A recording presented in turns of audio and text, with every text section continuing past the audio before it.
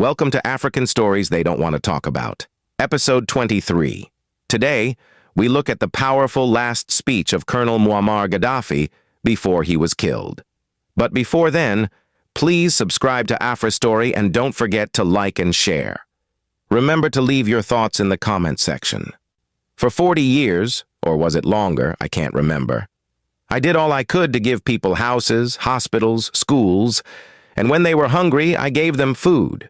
I even made Benghazi into farmland from the desert. I stood up to attacks from that cowboy Ronald Reagan. When he killed my adopted orphan daughter, he was trying to kill me. Instead, he killed that poor innocent child. Then I helped my brothers and sisters from Africa with money for the African Union.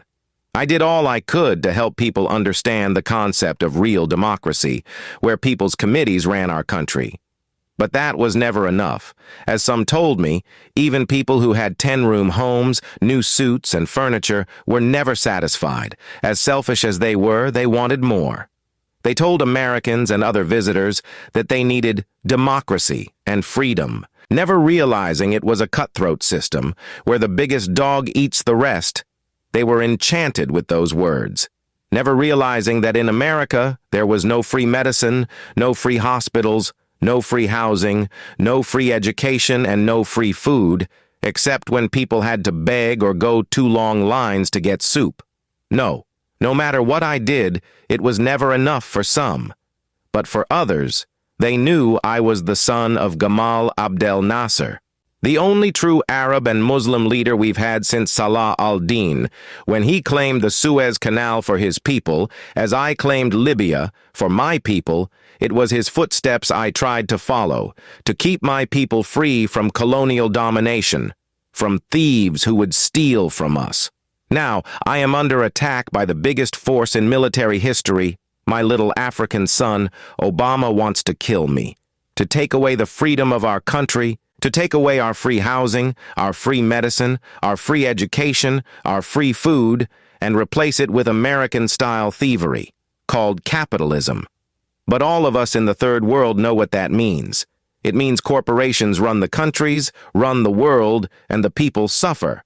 So there is no alternative for me. I must make my stand, and if Allah wishes, I shall die by following his path, the path that has made our country rich with farmland, with food and health, and even allowed us to help our African and Arab brothers and sisters. I do not wish to die, but if it comes to that, to save this land, my people, and all the thousands who are all my children, then so be it.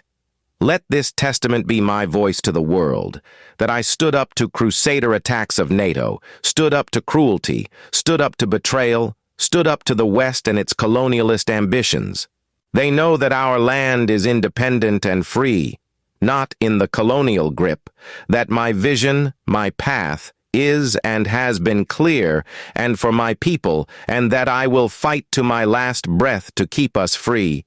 May Allah Almighty help us to remain faithful and free. Please subscribe to our channel and don't forget to like and share.